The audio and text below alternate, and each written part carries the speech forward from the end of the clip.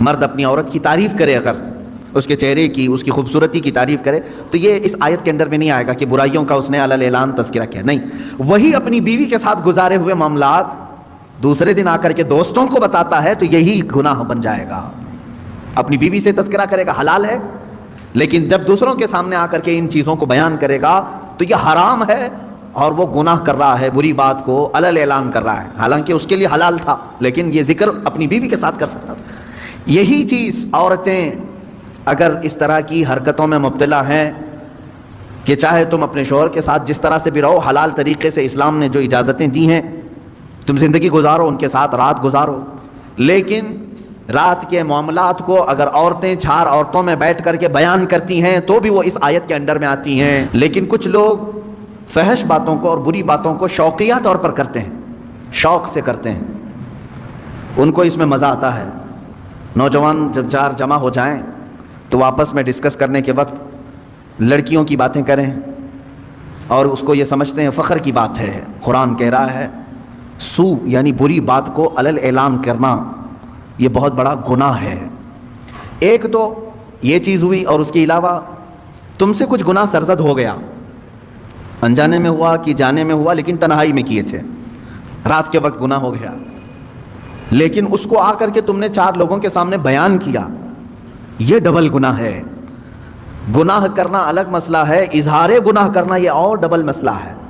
اظہار گناہ گویا کہ اب مثال کے طور پر کسی سے رات کی تاریکی میں کچھ گناہ ہو گیا، کون دیکھا تھا؟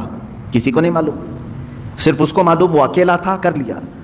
لیکن جب وہ مجمع میں آیا یا اپنے دوستوں میں آیا تو ٹھٹا مار مار کر کے مذاق کی شکل میں اپنے رات کے کیے ہوئے کرتوت کو بیان کرنے لگا. ارے کل رات تو میرے ساتھ ایسا ایسا ہو گیا، میں نے ایسا کر دیا ہے. اب اس نے کیا کیا جانتے ہیں آپ؟ رات کا جو گناہ تھا ہو سکتا ہے اللہ اسے ہمیشہ کے لیے چھپا دے، اللہ کریم ہے، بندے کا گناہ وہ چھپا دے گا تنہائی میں کیا ہوا. اور ہو سکتا ہے دنیا میں جب اس نے چھپا دیا ہے، آخرت میں بھی اللہ اس گناہ کو نہ کھول کر کے معاف کر دے، بخش سکتا ہے. رب تبارک و تعالیٰ اپنے فضل و کرم سے معاف بھی کر دے گا. لیکن جب تم نے گناہ کا اظہار کیا تو گویا کہ دوسروں کو اپنے گناہ پر گواہ بنا دیا، تم نے چار پانچ لوگوں کو اور بتا دیا کہ تم نے یہ کیا تھا.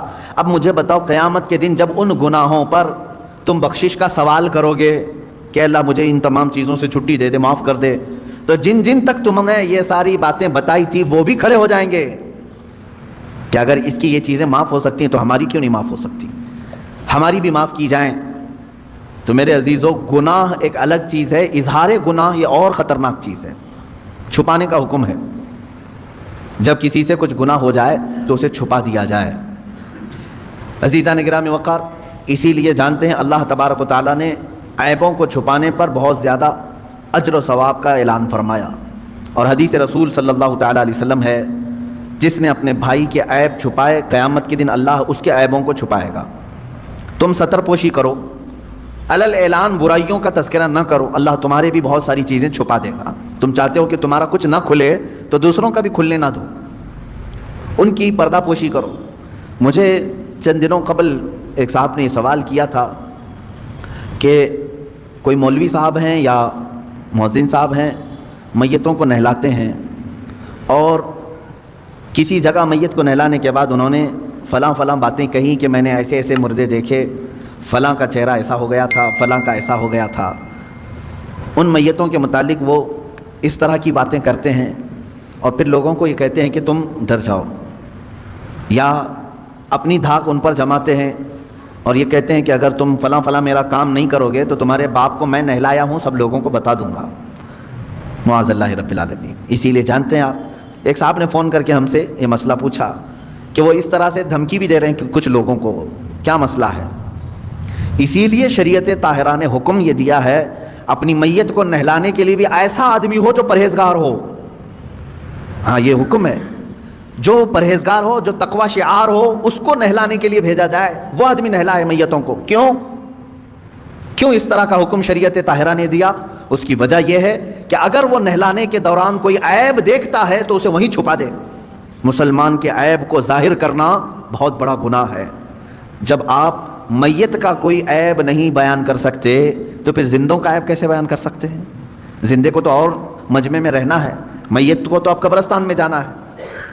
اب اس کے تم جو برائیاں بیان کر رہے ہو میت کی، یہاں تو کوئی اس کو اب برا بھلا کہنے والا کوئی نہیں رہے گا، وہ تو قبرستان اپنے الگ شہر چلا گیا۔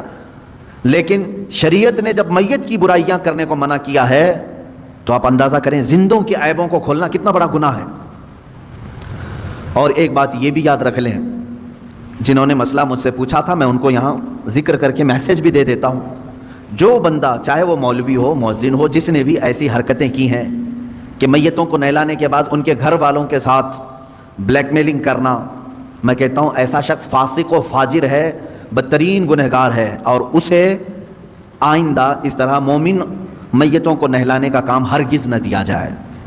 یہ بات آپ سمجھ کر کے چلے ہیں کہ مومن وہ ہے جو اپنے دوسرے مومن بھائیوں کی عیب پوشی کرے یعنی چھپا دے۔ اب دیکھیں آیت پڑھیں، یہاں پر جس بات کا ذکر ہے وہ باتوں کا، لا یحب اللہ الجہر بالسوء من القول، باتوں میں بری بات علل اعلان کرنا اللہ کو سخت ناپسند ہے، بری باتیں۔ اس میں کیا کیا چیزیں آ گئیں؟ وہ سارے گانے جن میں فحاشیاں ہوتی ہیں وہ بھی اس میں آ گئیں، اللہ ہرگز نہیں پسند کرتا۔ بعض لوگ یہ سمجھتے ہیں فیشن ہے، اس میں غلیظ باتیں ہوتی ہیں۔ بعض شعراء ایسے ہوتے ہیں، شاعر لوگ، جس میں غلاظت بھری ہوئی ہوتی ہے، عورتوں کے اندرونی معاملات پر گفتگو کرنا اور اس پر شعر و شاعری کرنا، اور فحاشیت کی طرف خصوصیت کے ساتھ کچھ شعر ایسے ہوتے ہیں جن سے شہوت کو ابھارا جائے۔ میرے عزیزو یہ تمام باتیں اس آیت کے اندر ہیں۔ اللہ نے فرمایا ایسی بری بات کا علل اعلان کرنا اللہ رب العزت کو سخت ناپسند ہے، سخت ناپسند ہے۔ ایک حدیث میں نے پڑھی، آپ سب توجہ رکھیں میرے عزیزو، بچوں جوان، فحاشی کی باتیں عام طور پر لوگ بیٹھ کر کے ڈسکس کرتے ہیں، جانتے ہیں اس کا انجام کیا ہونے والا ہے؟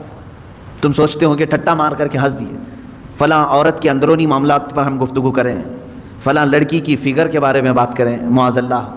ایسے بہت ساری چیزیں ہیں جو غلاظت ہے، اس کو علل اعلان آدمی کر رہا ہے۔ اس کا انجام کیا ہے؟ حدیث پاک میں ہے، فرمایا گیا جب وہ مرتا ہے تو اس کے منہ سے ایک اتنی تیز بدبو نکلتی ہے جس سے جہنم بھی کانپنے لگتا ہے۔ یہ ہو سکتا ہے کہ سامنے والوں کو نہ سونگھنے میں آئے جو اس وقت میت کے ہیں، لیکن یہ باطنی بدبو اس کے منہ سے نکلتی ہے جس سے جہنم کانپنے لگتا ہے۔ اتنی خطرناک بدبو اس کے منہ سے نکالی جائے گی جو اپنی زندگی میں فحش کلامی کرتا تھا۔ میرے عزیزو گناہ کس سے نہیں ہوتے ہیں؟ گناہ بہت سارے لوگوں سے ہو جاتے ہیں، لیکن ان گناہوں کا اظہار کرنا اپنی زبان سے یہ غلیظ گناہ ہے، سخت ترین گناہ ہے۔ تم لوگوں کے سامنے بیٹھ کر کے جب بیان کرو گے تو اس کا مطلب یہ ہوا کہ اللہ کو تم سینہ زوری کر رہے ہو، اترا کر کے بتا رہے ہو، دیکھ میں نے چھپ کر کے کیا بھی اور سب کو بتا بھی رہا ہوں، کون میرا کیا کر لے گا، معاذ اللہ رب العالمین۔ تو گویا کہ تم رب ذوالجلال سے کوئی خوف نہیں رکھتے۔ مومن کی شان یہ ہے کہ انجانے میں بھولے میں گناہ ہو گیا تو سر جھکا کر کے چلتا ہے، شرمندگی سے ڈرتا ہے، کہیں میرے مولا کی پکڑ نہ ہو جائے، رات میں مجھ سے ایسی خطا ہو گئی ہے، مجھ سے غلطی ہو گئی ہے، گناہ ہو گیا ہے۔ اب وہ دن بھر شرم سے چلتا رہتا ہے، شرماتا رہتا ہے، میں آسمان کی طرف منہ کیسے اٹھاؤں، رب تبارک و تعالی مجھ سے خفا تو نہیں ہے، ناراض تو نہیں، یہ فیلنگ مومن کی ہوتی ہے۔ لیکن جب کسی کے دل سے ایمان رخصت ہو رہا ہوتا ہے تو وہ گناہوں پر فخر کرنے لگتا ہے، کل رات میں نے جو کیا اچھا ہی کیا، کون سا برا کام کیا، اور پھر چار لوگوں کو اپنے گناہ پہ گواہ بھی بناتا ہے۔ اس چیز سے، اس حرکت سے ہمیشہ بچتے رہے۔ گناہ کرنا اور ہے، اظہار گناہ اور بڑا گناہ ہے۔ دوسری چیز فحش کلامی، یعنی مذاق میں بھی ہو، ایسا مذاق کرنا جس میں غلاظتوں کا ذکر آئے، چاہے وہ شہوت کی باتیں ہوں، عورتوں کی باتیں ہوں، مردوں کی باتیں ہوں، اس طرح کی باتیں کرنا جو آپ اپنے ماں باپ کے ساتھ اور اپنے بیٹے بیٹیوں کے ساتھ کرنا مناسب نہیں سمجھتے، یہ وہ فحش کلامی ہے جو دوستوں کے ساتھ اکثر لوگ کر جاتے ہیں۔ میرے عزیزو ایک اس میں سے ایکسیپشن ہے، اس کو فحش نہیں کہیں گے، فحش نہیں۔ مثال کے طور پر شادی شدہ مرد اپنی بیوی سے ہم کلام ہے تنہائی میں، اور وہ آپس میں ایک دوسرے سے اپنے پرسنل معاملات میں بات کرتے ہیں، تو وہ اس آیت کے انڈر میں نہیں ہے، اس کی اجازت ہے ان کے لیے، وہ اس آیت کے انڈر میں نہیں ہے۔ مرد اپنی عورت کی تعریف کرے، اگر اس کے چہرے کی، اس کی خوبصورتی کی تعریف کرے، تو یہ اس آیت کے انڈر میں نہیں آئے گا کہ برائیوں کا اس نے علی الاعلان تذکرہ کیا، نہیں۔ وہی اپنی بیوی کے ساتھ گزارے ہوئے معاملات دوسرے دن آ کر کے دوستوں کو بتاتا ہے تو یہی گناہ بن جائے گا۔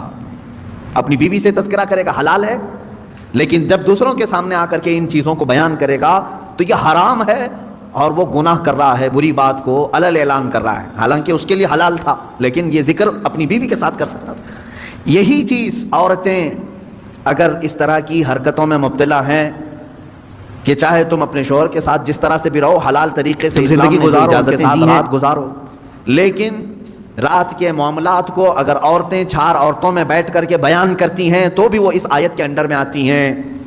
اللہ رب العزت نے جن کے متعلق یہاں وعید بیان کی کہ یہ فحش کلامی کرنے والے اللہ کو ناپسند ہیں، اللہ ان کی طرف نظر رحمت نہیں فرمائے گا۔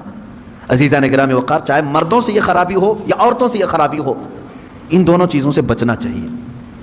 شرم و حیا کے پیکر بنو، ان چیزوں کا تذکرہ زبان پر لانے سے تھوڑا بچتے رہو۔ ایک بات یہ بھی یاد رکھ لیں، آدمی کے نسب کا بھی پتہ بعض بزرگوں نے فرمایا اس کی زبان سے چلتا ہے۔ اگر زیادہ فحش کلامی کرتا ہے، غلیظ جملے بکتا ہے، تو اس کے نسب کے متعلق بھی بعض علماء نے انگلی اٹھائی ہے، کیونکہ شریف نسل والا آدمی اپنی زبان پر غلیظ باتیں لانے سے کتراتا ہے۔ جیسے ابھی عشاء کی نماز میں ہم نے ایک سورہ قلم کی تلاوت کی ہے، اس میں ایک بندے ولید بن مغیرہ کی 10 برائیاں اللہ نے گنائی ہیں۔ 10 برائیاں۔ وہ کیا کیا کرتا تھا؟ حضور پاک صلی اللہ تعالیٰ علیہ وسلم کو گالیاں دیتا تھا، رسول پاک صلی اللہ تعالیٰ علیہ وسلم کو کبھی جادوگر بولتا تھا، وہ کہتا کہ کبھی ان کو مرگی آتی ہے، بیمار ہیں، یہ سب جملے بکتا تھا۔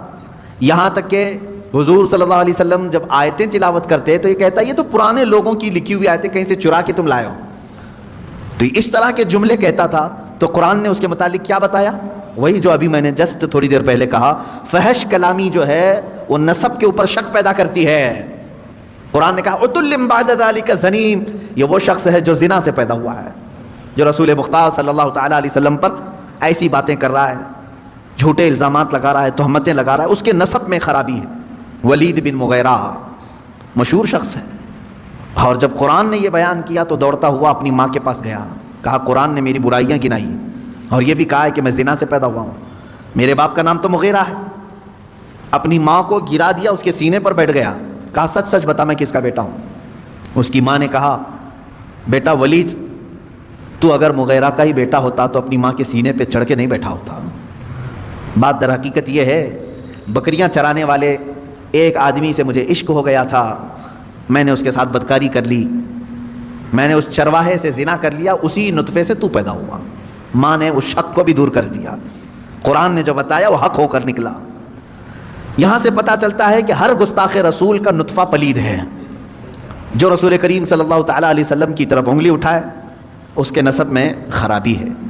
لوگ تمہارے خاندانوں کو پہچانیں گے تمہاری زبان سے، تمہارے کلمات سے، تمہارے جملوں سے۔ تمہارے خاندانوں کو اگر محفوظ لوگوں تک پہنچانا ہے، اچھے خاندان کا ہونے کا پتہ دینا ہے، زبان کو سنبھال کر کے رکھو۔ اگر تمہاری زبان بہکتی ہے، بات بات پر گالی سے بات کرتے ہو، تو پھر اہل علم تو سمجھ جائیں گے، عام لوگ سمجھیں یا نہ سمجھیں، ہم سمجھ جائیں گے، یا جو اہل علم ہیں وہ سمجھیں گے کہ اس کی زبان پر جو غلاظتیں ہیں اس میں کسی اور کی خطا بھی ہو سکتی ہے، اس کے نسب کی خرابی ہو سکتی ہے، خاندان کا پتہ دیتی ہیں ایسی چیزیں۔